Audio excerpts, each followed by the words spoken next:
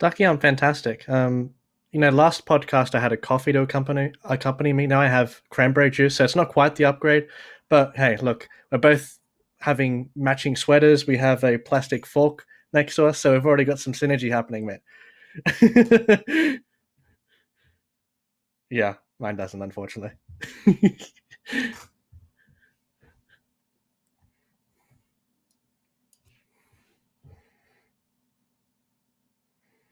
Yeah, I know.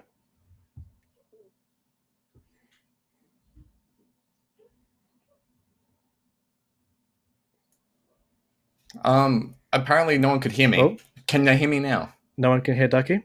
So, Ducky will be coming back, ladies and gentlemen. It's just a racket Oh, show, I'm back. basically. So, Here we go. oh, I have was no Ducky idea how back? that happened. Oh, damn it. It's going to be the racket show. You stole my thunder, Ducky. Come on, mate. Unfortunate, really. Anyways, as I was saying, is welcome to Run It Back. We're back again for a second week. This time you can actually hear me introduce myself and racket, and you didn't hear me bantering about my better plastic fork. But anyways, enough of that. Let's get into the show. This week we're joined by a very, very special guest. Not only is he an absolute gun at Valorant, but he's also a gun at basically everything else, because he's a top tier basketball player now with the Brisbane Bullets in the NBL. It is the one and only Anthony Drmic. How are you going? Going good, fellas. How are we? Good. Not too shabby. I hope I didn't butcher your last name. I actually forgot to ask. Nah, it was close enough. Everyone messes it up, so no stress. Yeah. First of all, you've got a not gamer tag under your name, which is very unusual for a show like this. So why don't you introduce yourself from outside of gaming? Outside of gaming, okay, so my name's Anthony Drmic, as you guys said. I play professional basketball for the Brisbane Bullets. I've been playing pro ball for 4 seasons now, previously with the Adelaide 36ers. Before that, college over in Idaho at Boise State, and then did all the junior stuff and went through the AIS. So, now we're here. What was it like playing over in the States? Obviously, like, college ball is something that a lot of especially Australian guys dream of, is going college ball into the NBA. Like, what was it like to live that experience for yourself? Yeah, it was awesome for me. When I went over there, there was actually 7 seniors graduating that season. So as a freshman, I got to go in. Australians might know it better as being a rookie. As a rookie, I went in there, was able to play a ton of minutes. Be a big role for that team and get a lot of good experience that way. And then obviously that helped develop my basketball. And then, the other side, everyone sees the movies and what goes on in college. So it was pretty fun. It was a good experience for sure. Well, everyone knows what happens behind the scenes in college, but you were playing games while you're there as well. Yes, playing Surely. a lot of video games straight from training. Well, class training, back to the apartment playing. At that time, it would have been a lot of League of Legends or even some CS:GO. But yeah, love my gaming. What was the sort of sorry, Ducky. No, you go back. What was the first game that sort of got you into it? You mentioned before that you played a ton of League of Legends. We're talking about it, not live, but what was the first game that sort of you had that hobby next to basketball? I would say when I got my I don't know which Xbox. It was maybe the first one or maybe the 360. And then when I got the live membership for the first time, finally my parents bought it. Playing Gears of War actually was the first like big online game. I mean, we can go back to like RuneScape days, but like the first proper game would have been Gears of War, and then as soon as Halo 3 came out, that consumed my life. I stopped everything. It was over the school holidays as well. I didn't even touch a basketball for 3 months. I was just grinding, trying to get the true rank 50s in every single in every lobby. So that would probably be the one. You've always got that. You've got that competitive nature around you. Yes, and sometimes it's to a fault. Being competitive, as you guys know, playing League of Legends can be a little toxic sometimes. And when you're competitive and want to go to sleep, and you can't because you haven't got that last win for the night, it's not a good feeling.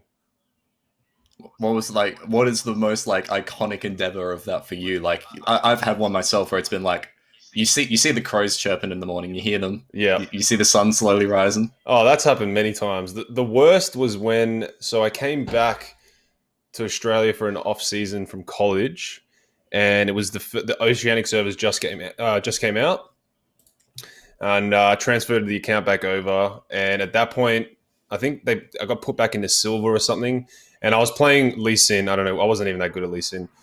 I think I lost 13 games in a row. Ended up squeezing my laptop so hard that the thing just shattered pretty much. So that was probably the worst endeavor for League of Legends I've ever had. That is really impressive. They're not that hard to break. Despite that, like, surely coming from the sporting world does give you some sort of good experience when it comes to competitive gaming, right? In terms of like your mindset or maybe how you might train or practice. Are there some advantages coming from sports into gaming and that sort of asset? Advantage. I don't know if that's advantages. I mean, for me, like the one thing people will say, like in the basketball world as well, I'm just really, really competitive. Everything I do at 110%. I don't take anything lightly. Even at practice, as soon as I'm locked in, I'm always going 110. So the same for me with gaming. And as I said, like it can be to a fault sometimes where I'll get too competitive. Even like you'll be playing with friends who aren't as good, but because I'm so competitive, I still have to win. So sometimes it can be to a fault. Is there like some like team building skills there as well? Like obviously team-based game outside of like in basketball versus like a team-based game in Valorant. Like is there that aspect as well that you can help rally the troops? Yeah, I mean that's more like leadership, I guess. I don't really try and show that side in the esports scene or when I'm playing Valorant or anything. No in-game leading from me. But I guess the skills are definitely transferable. I would say for team building and leadership qualities for sure. Was there anything about like that drew you from Valorant? Obviously, you talked about Gears of War and Halo, and probably there was some game in the bridge there between now and Valorant, other than League of Legends. Yep. What drew you to Valorant to want to play it and stream it to everyone? Played a bunch of CS:GO. Ended up getting pretty high rank. I don't know what's the one before Global Elite. SMFC. So I got to there. Probably got carried, but still got there. So I've always been pretty good at first-person shooters. I also played a ton of Fortnite, and then Fortnite was kind of getting into the period where I just could not compete with the young kids coming through. The building is just disgusting. So, going back to a kind of more of a traditional first-person shooter, just typical shooting game, relying on aim and all that was definitely an appeal to me. And then, you take the League of Legends aspect, I guess, kind of with individual agents / heroes, champions, whatever, with abilities and stuff. It just takes. I feel like I call it like a fun CS:GO, if that makes sense. So for me, it was a draw straight away. And considering what you said before, everything that you do, you put 110%. How do you manage to juggle all the stuff in your life at the same time? Of course, you're a sports player. You have your stream. Your family life. How difficult is it to manage everything together to continue to optimize your performance at the same time? It's honestly like with sport and stuff, you wake up, you do your lift, and then you got a couple hours of practice or whatever it is. Then you're done for the day. Like there's not a lot you can really do. You can't play sport 24/7. So you got to have your Right. downtime. And, some athletes spend their downtime watching TV, Netflix, chilling, whatever it is. And I spend my downtime playing a lot of video games. I guess the person that gets sacrificed the most is the missus, who's been very kind over this last 6 months. Been really supporting me with my stream and just with gaming in general. So she's been awesome. And talking about the Liner family as well, is I guess in your career you followed in the footsteps of your older brother Frank. He played basketball about a decade before you, won a title with South Melbourne. Was he a massive influence on you growing up to pursue your sports career? Oh yeah, 100%. He's the reason I started playing basketball. I started playing when I was 4. Like that was the first entry level thing you could do. I started playing. Just being able to watch him from a young age, and just basketball's always been my love, if that makes sense. And then gaming on the side, obviously. But being able to watch someone so good from so young, and I guess you kind of not. It's like a cheat code, I guess, because when you get to start so young and have that experience and have someone mentor you, it makes everything a lot easier. Has he ever jumped on the games with you sometimes? Like ever jumped on the sticks or anything? We actually used to play a lot of Crash Bandicoot back in the day on the old PS1, but he's never got into the online stuff. He's actually a bit older than me. He's 14 years older than me, so bit of an age gap, but not a big gamer. So along that as well, like talking to something that's happening or has just happened, actually, your experience in the recent Valorant tournament for OVO. Could you tell us a bit about what happened? The last match you had, I believe, was against Exo Clan. Quite unfortunate, of course. Yeah. But yeah, just tell us about your experience in that tournament and how you think it went. So I mean, last minute, I ended up typing in the looking for team chat in the order Discord. Team Melodious. I don't know if they're still trying to be an up and coming org or whatever, but join them. Just kind of pug style. We had 4 other guys. Everyone just mushed together. It was really enjoyable. All the guys, they weren't taking it too seriously, except one, Benka. He's trying to be a pro, so he was taking it very seriously. But the rest of us were kind of just there to have some fun. And then day 1, we ended up just killing it. Went straight through, and then got to the round of 64. I was actually memeing with Iron before. I've spent this whole last couple months trying to, I guess, force myself into the Valorant / esports community by interacting with some people on Twitter and just general banter and stuff. And I'd played with Iron a couple times before, and I was memeing with him before the game, like, oh, imagine if we get you guys. And then, of course, we get them. I did have a nice 2K during the game where I killed him and then spray transferred to somebody else, which I was very proud of. But we did get 13-0'd, so yeah, it was fun. Did you at least save the clip, mate? Save the clip. I wasn't streaming. I wasn't streaming because I was so focused. I was like, nah, I can't. We're gonna verse a good team. I can't risk any lag, anything. So I was like, no, I'm locked in, and it just did not matter. They were just running it down mid and just killing us every round. It was interesting.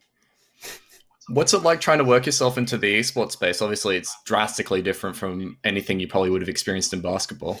Yeah, for me, this like COVID-19 period has been interesting. Just trying to, I guess, force myself into the esports space. It's been tough. I would say I don't want to say it like this, but being a basketballer, it is a bit harder. Basketball isn't as big in Australia as some other sports like the AFL. But there's a space for it, and no other basketball is trying to do what I'm doing. So I'm giving it a crack, see how I go, and I've seen some success already, and I've really enjoyed the process, so it's been good. What do you think of kind of the parallels drawn between you and Mitch Robinson, like the Brisbane AFL player? Sorry, what was that? What do you think of the parallels drawn between you and Mitch Robinson? Yeah, you guys have kind of followed two very similar paths in that kind of direction, yeah. Especially over this period of time. Yeah. I'm trying to do everything he's been able to accomplish. Obviously in a different way. It is tougher. AFL's got a bigger platform, bigger audience to kind of access those fans. So I've been doing it slowly, and it's been fun. Yeah, it's been a good process. You're now both in Brisbane now. Yeah, that's surely a there you go. There. Yes. We're actually I'm gonna catch up with him, have a coffee soon. So I'll hit him up and we'll try and get some content out to you guys. Oh, love it. One other thing that I was thinking about as well is you've pretty good at games. You're damn good at basketball. But if you could pick one that you could be at the absolute top level at, you could be winning world championships in esports, or you could be lifting NBA titles and collecting rings. Nah, what would you pick? You'd have to go with the NBA titles. You'd have to go with the NBA titles. But esports is a close second for me. It's right there. There'll be some days that I choose gaming over basketball for sure, where I just can't be bothered, getting out there practicing or whatever. Just sit down, jump on the sticks or keyboard and mouse, whatever it is, and just enjoy your day. But we'll definitely go with the rings in the NBA. Is there a particular reason? Is it because you were brought at basketball for a younger age, for example, or is it because there's a vast amount of money or popularity, or you just enjoy it more generally? Is there something that stands out for you personally?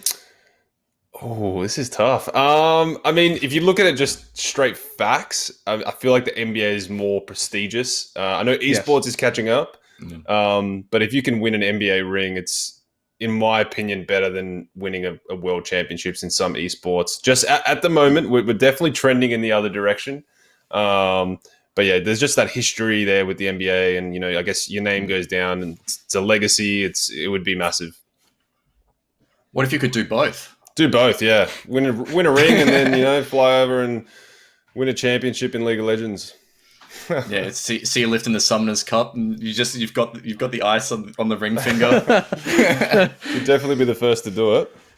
Yeah.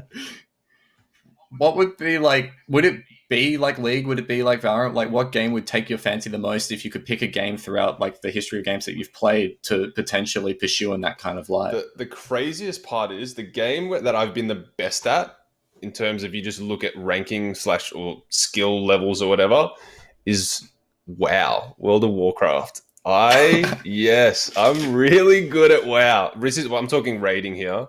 I haven't been in any crazy top guilds, but I have been in some 3-4 night a week guilds, which is that's a pretty big commitment. Yeah. And at one point I can find the screenshot for you guys if you want it. I was the number 1 Frost Mage on Bartholus, but this wasn't including the top guild who hid their logs. So there'd be 1 or 2 mages who were better than me in that aspect. But I reckon it'd be WoW. I was really, really good at WoW. So fair enough. Yeah. I was not expecting that answer. No, listen, guys. I'm full nerd. I'm really, really nerdy. All right, I full send the nerdness. So. I even saw you talking about Demon Slayer on the timeline the other day. I was like, this man's really into it. He has it all. I love it. I love the animes. I'm actually starting. I'm finally going to start the Naruto journey, and it's painful. The first few. You'll be a while, mate. The first few episodes are just really painful, and I know I've got 100 more to go. But everyone says it's worth it. You got to first 200 episodes. You get through those, and you're good to go. So. And then you get to watch Boruto's dad in action for so long, and then you get to watch Boruto himself. Something to do in the off season. Yeah, well, that's what we're in off season right now, and I'm still struggling to commit to it, but we'll get to it. It's actually easier during the season, when you're on planes and stuff. Oh yeah, that's true. Yeah, we've talked about a lot of your playing experience at home and all that kind of things. Have you been able to keep an eye on what's been happening overseas in the gaming sphere and Valorant specifically? A little bit. I've watched a couple games. I mean, mainly just watching Wardell kill everybody with an AWP has been the main thing I've seen. But yeah, a few of the top teams I've watched, not specifically like tournaments and stuff, but like a game here and there. When I watch esports, like my favorite thing to watch, and I watch it pretty much every night, is League of Legends. I've been watching the LEC pretty hardcore, so that's usually my go-to. But playing it, I just can't play it anymore because I just can't. It just gives me pain. Do you like watching all the old CS guys coming over into Valorant? Yep. And yep. Like, any favorites that you like rooting on? I haven't watched a lot of him, but Scream was one of my favorites in CSGO. So I know he's over here playing Valorant, the one tap king. They knew me for my one taps. That's it. God, what an iconic CS player he was. And it's so funny because you talk to like the latest generation of CS fans and they're like, Scream is an afterthought to them. Like, he was a guy that like dominated on Envious in like 2015. Like, it's a total afterthought for new CS fans. And then you get this old guard of CS fans who are like, yo, like, there are so many montages of Scream just going ham. Yeah. And the only thing that you would hear from anyone who followed Envious in that time period is Happy's Deagle Ace. Like, it's so sad in that respect. Yeah, when I was watching was when Fnatic was going on like a tear and they were just winning everything. That's when I was watching a lot of CS. Haven't really watched a ton over the last couple of years, but yeah.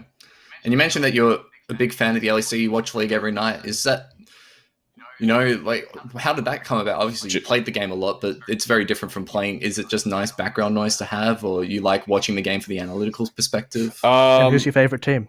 Oh, G2 by far, G2. So my background is Croatian, so Perks is my boy. Yeah. I got to meet my boy Perks one day because and just the way they take the game in a not serious, but like just the way they broke the mold in terms of just meta and just, pick this, whatever, it doesn't matter. And the fact that they still win is just so appealing to watch. And then from a, like, I guess, entertainment value standpoint, I feel like the way they deliver their show, like if you were to tell someone who's never watched esports to go and watch an event, like, I'd probably tell them to go watch something like that or a World Championships in League. Because I guess it really shows how big esports is for someone that doesn't understand.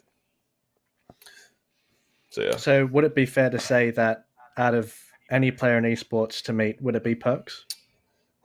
Perks, Double Lift. See, I love the like. You love the league. I love like. You love the league. I love the league. Yeah. I also love the people who like. They're not negative, but they have like I don't know. They got a different mindset. Persona? Yeah, they have just a certain kind of like, they're really good, but they don't really care, but they do care. It's just that persona is just so entertaining to me. So probably those two. Yeah, it'd be a lot of League guys. I've played a lot of League. League would be the one I've played the most. I've probably put a year worth of hours in, like something gross. So yeah, probably those two. Maybe Bjergsen. I don't know. There's a lot of guys that are so good. Yeah, it'd be interesting for you trying to draw the parallels between like how their careers have gone and how your careers have gone, because it's like ostensibly they're the same thing. Like, you're a sports star, they're an esports star. Like, it's kind of not necessarily like the peaks are the same, because obviously, like, we're seeing that peaks for the esports players are like 2 to 3 years. Although when you talk about the names like Bjergsen and Double Lift, it's like rolling on almost a decade. If you're talking about Double Lift, he's been playing since season 1. Yeah. You can kind of draw the parallel between your own career there as well. Yeah, for sure. I mean, when you reach the peak of anything in sports, it's a pretty good achievement. Like, you're in the top 0.001% of the population, so it's definitely something to be proud of. And you mentioned that you've played a lot of LoL. We're on a Valorant podcast. I know, sorry. Like games. I want to ask you, because we talked about your League rank experience earlier on. Yeah. I want to talk about your Valorant ranked experience. Okay. So, what would be like? What rank are you right now? I don't. It doesn't count because I haven't played this act really. But I got ranked into D2 after the 5 games or whatever. But I was immortal, all right? I'm still saying I'm immortal. What have you been playing? What agent would you say you're a main of? Omen for sure. It Oh, works. my boy. It works good with the like. So someone came up with the nickname Drm for me. Play on the Grim Reaper. Obviously, it's a basketball one, and then Omen has that Reaper-esque kind of feel. So it was perfect. Is there any moment? Oh, sorry, Dave. You go, Rick. Is there any moment like in your Valorant ranked experience that have like stuck out to you personally that you just have remembered? Because you play it, at a reasonable rate. So early on, Rice, he's at Direwolves now. He was at Mind Freak at the start, and when I signed, he hit me up and we played some games. He took me into a pro lobby essentially. Those guys were all just, it was the end of their night. They were just having some fun, and I was just sitting there, just shaking, just full serious, trying to frag out. And I got 17 kills in that game, so that is my claim to fame. 17 kills in a pro lobby. I also saw the recent tweet you were calling out the small toxic men in the community. Oh no, just this one guy, man. This one guy. There'll always be people who just it happens in every game, who either think that, well, especially because in a game like this where there is comms, I just don't get how people can go into a game with 4 other random people and just talk crap and like. I don't know. Like, I guess I'm getting older now. Maybe I did it when I was younger, but they just, this kid he had been playing in a game so he was immortal, and he'd been playing in a game, the previous game on stream with Iron, but he wasn't lobbied with him or anything. He just got into their game, and then the next game got lobbied with us, who were all diamonds at the time, and after the first round.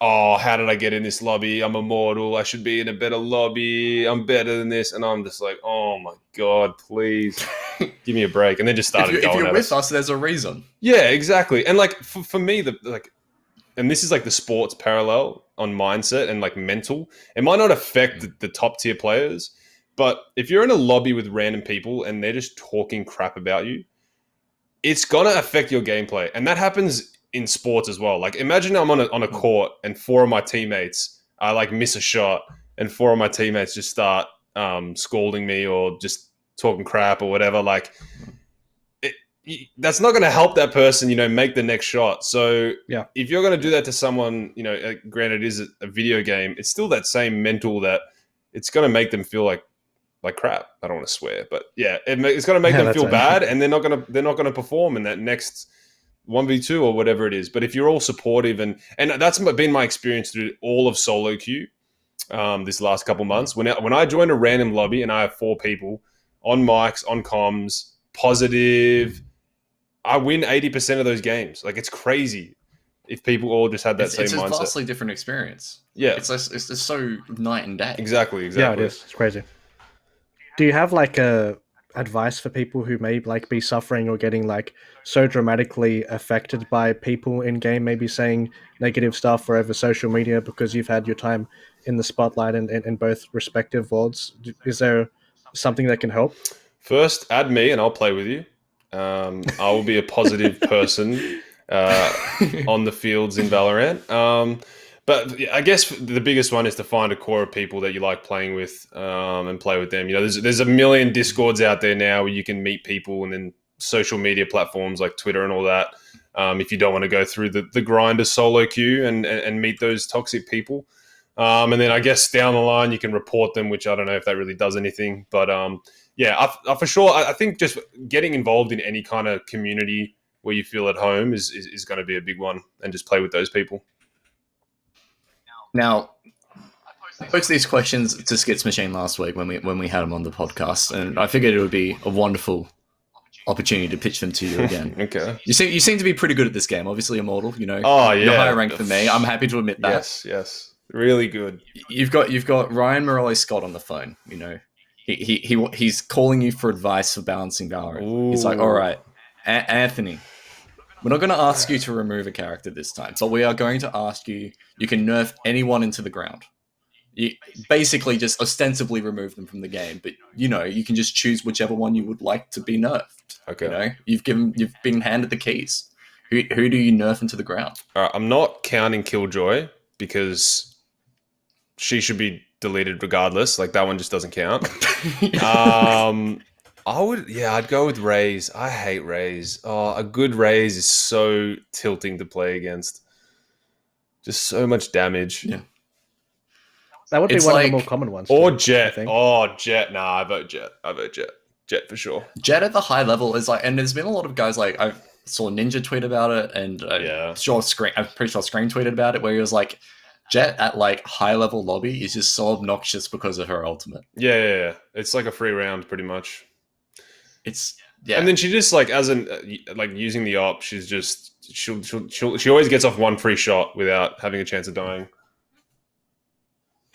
Woman, what is she doing? Wait, you're shooing the misses away. What are you doing? Live on the show, mate. What do you mean? Nah, it shouldn't be that. It's you've been watching too much Wardell, Jet Operator. No, I have. No, for real. Like watching him shows that champ should be the agent should be nerfed. Yeah, we've got people saying that you're having a night on the couch now. Nah, it should be If you right. shoot the misses She'll be away. right. She's fine. She She's understands. She good was just coming to say goodnight. It's all good. It's all good. with it? Aw, bless. Well, I've spent the last 2 nights on the couch, but not because I've been in trouble, but because we have just got our stuff moved in from South Australia. So this will be the first night on the bed. So I'm definitely sleeping on the bed. So I've got Morel on the phone again. Okay. He's gone all right. We've nerfed Raisin to the ground. We've kind of considered deleting Killjoy, but we haven't got around to it yet. Maybe next patch. He's like, all right, we want you to think of an agent. Any agent design that you could ever think of. What kind of mechanics in the game you would like. We want to hear them all. We think you're amazing. Your first choice was great. What are you bringing into Valorant? I mean, probably a League of Legends champion, right? Let's see. What league kit would be really good in Valorant? Who's my? I mean, the suggestion last week was Caitlyn. Oh yeah, So I you guess got, you go with the marksman. Caitlyn. Yeah. Caitlyn ult though. How's that going to work? You just It won't. you just click. You just pick someone on the map. It's like wall hacks. Okay. Wall hack / aimbot. What? Yeah, I don't know. Maybe someone like ooh. It sounds. You hard could to bring balance. something like Tristana's rocket jump in, maybe. All for movement. Yes, Yeah. that would be alright. It does damage. Nah, that just Yeah. sounds disgusting. What about a It could be an vein ultimate. This Or is- something. this is- I don't know. This is why I play the it's just game. weird. This is why I play the game and don't design champions because I would be awful at it. I just sit here You and feel for the complain. devs sometimes. I just sit here and complain about all the champs. That's my role. Play the game, complain about it. That's typical Valorant player. I'm not one for complaining about like the agents and stuff. I complain every time I get queued up onto Ascent or Split. Oh, split. Don't even get me. I got split 5 times in a row the other week, and I just can't. That is the worst map ever created. For solo queue, it's actually the worst. You just can't. I can't remember the last time I played on Bind. Bind. Like I've played like pretty a decent amount in the last couple of days, and I've been like it's been like Ascent Split, Ascent Split, Ascent Split, and then like I may get a Haven game in. Some could say you're bound. But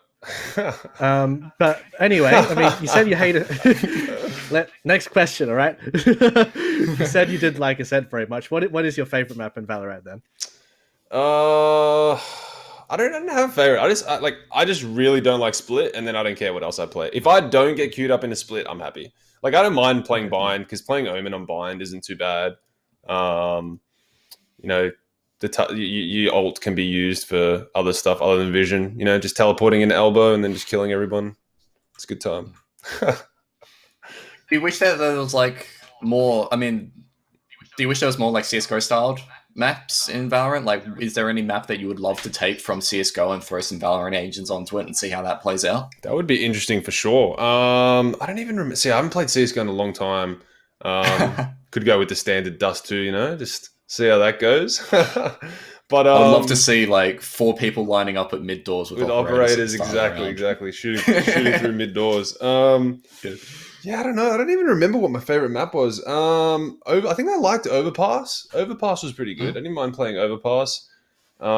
Train was pretty good in terms of like it just being like a quicker pace map for solo queue anyway. Yeah, maybe one of those two would be good. All right. Yeah. So once again, Riot Morello has you on the phone. This time it's actually not for something like a map, a gun, or anything like that. He's actually calling you onto the Riot Space Jam team. No, I'm joking. This actually is a question related to a map. So we have a variety of different gimmicks in Valorant. I believe this question was asked last week too, whether it be ropes, whether it be teleporters, 3 sites. Do you think Riot can introduce something new? What would be your option if you were hired at Riot to introduce a new gimmick for a map? New gimmick. Oh my god, I suck at this stuff. These are hard questions. Oh, maybe like. Nah, see, this is a horrible idea, but it is an idea. Like buffs, maybe somewhere around the map that last a few seconds. You can get some Spike Rush buffs. Yeah. Oh well, not Spike Rush buffs, but like Baron or something. Yes, Baron buff for the whole team. Oh, that would be disgusting as well. Just a PvE like pit fight. Yeah, on one end of the map. You have both teams lining up to take it on. That's it. The game pauses. It's like a mini battle royale. Whoever comes out on top gets a buff. That'll be alright. Right. Well, I'm not sure if that answer is going to be top ducky. Like, I don't know. It's kind of like Nexus splits, I guess. When you think of it that way, it'd be interesting. Yeah. Just Valorant Battle Royale. There you go. That's it. That's what Riot needs to do in 3 years' time when Valorant's going downhill. oh no. Battle Royale. Let's go. That's how they keep the players interested.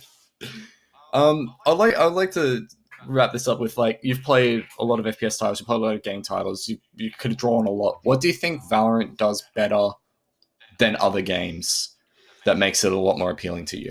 I touched on it before a little bit, like with it being like the fun CSGO. Not to take away from CSGO, I love CSGO as well. Just, it's almost like, with League, they made League of Legends. It was, the opposite. I guess not the opposite, but it was a fun Dota. Again, not to take away from Dota, but I feel like they made it a more just like an easier to play, like more interactive, with each agent having its own abilities, for the casual gamer, which I've played with, they've said they enjoy this more than they would have CSGO. It's a bit more serious. If you haven't played CSGO before, you are going to struggle. Valorant with the spray, not really, having a pattern or whatever, you can still stand there and spray and you might kill someone every now and then, which is what I do, obviously. So I think that would definitely be the appeal for Valorant versus some of those other games. And then definitely like the agents and stuff, having all different, instead of just getting your standard flashbang, smoke and a nade, you've got each agent having their own abilities, which makes it harder to balance, yes, but more fun at the same time. Where do you see Valorant as a game heading in like 2 or 3 years' time, like esports wise or game wise? Like, what would you like to see from Valorant? I hope it keeps growing. I think it's like, I watched the tournament before this, the Ignition series. I think it was a semi-final, Exo Clan versus someone. And those rounds where, someone has their ult and it's really impactful on that round and they can get a 1v4 or 1v5. Like, it's super entertaining as an esports to watch. Even for like a casual person, I feel like you can kind of jump in and kind of get what's going on. So yeah, I hope it keeps growing and it becomes super successful and a lot of people watch it because, I'm really enjoying my time playing it and watching it as a viewer. Beautiful. Well, thank you so much for coming on the podcast, mate. Really, really appreciate it. You've been a wonderful chat for all things from basketball to League of Legends to Valorant to shooing your missus out of the door and possibly getting some time on the couch tonight. Is there anything that you'd like to plug, head yourself out, shill some Brisbane Bullets memberships, whatever? Yeah, I mean, if any of you do live in Queensland, definitely come check us out. I think the season's going to start in December. Not entirely sure if that's accurate yet because of COVID. I mean, all my socials are usually just at Anthony Drmic. I'm going live on Twitch after this, twitch.tv/Drimdog. If you guys want to check me out, I'm probably just going to play some Fall Guys, chill out, interact with the chat. You guys can come watch me get angry playing Fall Guys. Have you gotten a crown yet? Yes, I did get a crown, and it was the most stressful thing I've ever done. It didn't even compare to playing in like a grand final series. It was a 1v1 with the little. There's the swirly, like the two swirly things. You got to jump over one. You got to go under one, and the platform's all breaking. It's like old Wipeout-esque kind of like. Oh my! I was sweating, and there's a clip of it somewhere. I started screaming. My mic was kind of broken, but it's a good clip. At least you're not like Tim the Tatman then. Yeah, he's still not won. No, he's still getting ostracized. He's still getting absolutely roasted on Twitter for it too. No, I would make another account and just hide in a room and just until I won one. Because I saw, Fall Guys were tweeting, like, we're making fun of him, eh? Oh, they've tweeted at him like on the hour, every hour for like the last 2 days. And then everyone else bullying, is boys. What are you doing? Online bullying. Yeah. Everyone feels the cyberbullying, man. Anyways, beautiful. Thank you so much for coming on, Anthony. We really, really appreciate taking some time out of your busy schedule to come on, and wish you the best of luck for the upcoming season when it does start. And if not, maybe I might bump into you into a raid game pretty soon. That's it. I'll be out there. I'll be ready to go. All right. Thank you very much. Thanks so much, mate. Thanks, guys. See you later. Much appreciated. Twitch.tv/Drmic. You heard it right at the end there. Twitch.tv/Drmdog. He's going to be going live straight after we finish Run It Back. So be sure to head on over there once we're done. But we're not done yet. So please stay with us for another 10 minutes or so as we talk about what's happening across the globe in Valorant. So off the top of the list, G2 Esports have taken home yet another Ignition Series title in the Allied Esports Odyssey tournament over in Europe.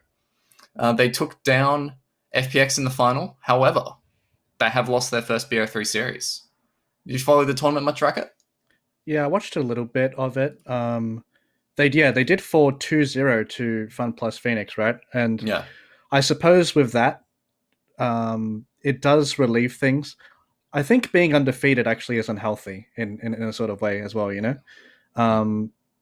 And with that happening, it makes more of a rivalry between the two teams. Because if you have a team always winning, is it really like a rivalry? You know? Philosophical question. Answer it, Twitch chat. Yeah. It's interesting. And I think this is good that FPX have finally challenged G2. Like, we've seen there's a lot of top tier Valorant teams. Yeah. In Europe, especially, like when you're looking at your liquids, you're looking at what Fish 123 was and how they're slowly rebuilding on that liquid roster. You got the 6 teams that played in LA Odyssey, like NIP looks very exciting with Hype, former Overwatch player. So it's going to be interesting to see how that scene's develop. And I feel like it doesn't get, at least in Australia, as much attention as NA does. And I think that's just a symptom of time zones. Yeah, it is unfortunate. But it was a very, very interesting tournament to watch. And I think it was, if you didn't hear about it during the tournament, David P's dad, one of the G2's players, suddenly passed away during one of their series. And he played out the rest of the tournament and eventually dedicated the win to the team. So he dedicated the win to his dad. And that was very, very wonderful, I think. And, you know, I'm wishing David P, here from everyone at Run It Back, all the best. It's obviously a very, very tough time for him. And, you know, hopefully he has all the support that he needs. And we're sending him much love from over here, over in Australia. Now, porting it back over to NA, TSM have taken out the Pittsburgh Knights Gauntlet. That was a smaller tournament run over the weekend. And they did it after being knocked into the lower bracket by Gen G. And then they went, stuff you, jumped back up into the top bracket and absolutely smashed them. There you go. Well, that is the one tournament I haven't actually watched. You know, I was going to watch it tonight in bed. You know my routine, Ducky. I love watching Twitch. Have I just spoiled the results for you? Have I just look? You know, to me, it's like a puzzle. How did they win? See, it's another layer. It's a dimension, Ducky. So thank you. Oh, thank you. No problem. You can see how far they fall behind on the first map, and yes, it's a great series. If you haven't watched it, it was a great tournament as well. A big point from that tournament as well is if you're a T1 fan, things are looking pretty dire. Skadoodle hasn't been playing for the roster. He was subbed out for Fraud, their coach, with the team citing in private messages which were leaked on stream, which is an absolute classic, that Scar had a lack of motivation and he needs to widen his agent pool. Obviously, he's been playing a lot of Sage, but yeah, that's interesting. We're already seeing roster shakeups this slow in. When your coach is subbed in, that's never a good sign. Let me just put it that way. Yeah, and obviously it didn't pan out too well for the T1 roster. They were knocked out pretty early in the tournament, so obviously there's some soul searching that needs to be done behind the scenes there. Another team that needs a little bit of soul searching done is 100 Thieves, and they've found one of the 4 souls they need to replace because they've brought on Nitro, ex Liquid IGL from CSGO, one of the most storied players in NA CSGO history, has jumped on to the 100 Thieves roster alongside Hiko. The PUBG core that they once had, or venerated Pride, your boy Dre and Valiate, have all left. Obviously, there's some good names on that team that hopefully will find a place elsewhere in Valorant. But I think the move overall for 100 Thieves is really good. Hiko now gets control back over the team again, and I'm just really, really excited to see what a player of Nitro's caliber can do. Yeah, well, not only do they have good players, they're marketable as well. So I know 100 Thieves, they really enjoy that type of stuff where they're marketing their players and their brand. And I think with that addition, it's going to help bolster that sort of avenue for them too. So excited to see what's going to happen with them in the future. Yeah, and yeah, it's just good to see that things haven't been working out for 100 Thieves, but they've gone back to the drawing board and they're going to work things out. Nadeshot went publicly on stream the other day and said that we need to sort things out with our teams, not just Valorant team, but other teams as well. Yep. And this is obviously the step forward in their rebuilding process. And it feels much more comfortable and much better for the team than, say, the process that T1 are currently going through, where, one of their main signings is on the outer, and it feels dysfunctional. 100 Thieves just feels like a fresh start now. Yeah, and with that, well, they've shown they've been willing to do that as well with League of Legends, right? I think they brought up like the academy roster up at some point, or like the roster below up to the league. So they're willing to make these big changes. They replaced two of their players, Meteos and Stunt, for two of their academy players. And, it's just finding what works for the team, and it'll be interesting to see once they actually get a full roster into one of these big events coming up. And the last bit of global news is Vice, who is Cloud9's worst-kept secret, I guess, because he's been subbing in for almost every event for them, has finally been announced as their 5th member. So the Cloud9 team of stand-ins, which was literally just Tens and friends, is now Cloud9, because they've all just eventually signed on to the org anyways. Yep. So the full roster now is Tens, Relics, Mitch, and Shinobi, plus Vice. They've all been placing mid-range in all the NA tournaments, so it'll be interesting to see how that all irons out. I think Tens needs to find a backpack that's big enough, because his back has been breaking in some of the recent events, and which, hopefully now that they've ironed out exactly what they want from their core, they can maybe solve some of those issues that they've been having. Yeah, that is the unfortunate thing about like roster finding, or like not generating your core stable in a stable manner. Like, you, as a player, you don't feel as committed or as motivated, because it's like, is this going to be the actual roster? And then, of course, you have to worry about management as well. So there's like a lot of different variables. As a player, you just want to play the video game with a bunch of your other players and do the job, right? Without having too many interruptions and being stable. Hopefully that makes their mid-run a little bit higher. Yeah. And that's all we've got for Valorant news that's happening around the globe, and pretty much at home, because not a lot has been happening here. So I think it's time that we send ourselves off for this week, Racket. I'll send you off with a little bit of info of what's happening in the week ahead. If you want to watch some Valorant, you can tune into the Summoner Society weeklies. They're on the same time as they were last week, Thursday at 6 p.m. AEST. There'll also be some 10-mans on in the Valorant OS Discord from Saturday at 6 p.m. AEST if you want to join in on that action. Rise of Valor should be running its final open qualifiers this weekend, Saturday and Sunday from 12 p.m. AEST. So be sure to check that out. But aside from that, I think that's all she wrote for episode 2 of Run It Back. Thank you so much for joining us this week. Massive shout out to Anthony Drmic for coming and joining us on the podcast. He's streaming live right now on twitch.tv/DrmicDog. We'll throw If You Stay. You'll just be instantly teleported to his stream once we finish. So stick around for the 5 words that Racket's going to say at the end here, because he's probably going to say bye as well. Goodbye. You're right, Ducky. That's 4 words. Close enough. See you guys.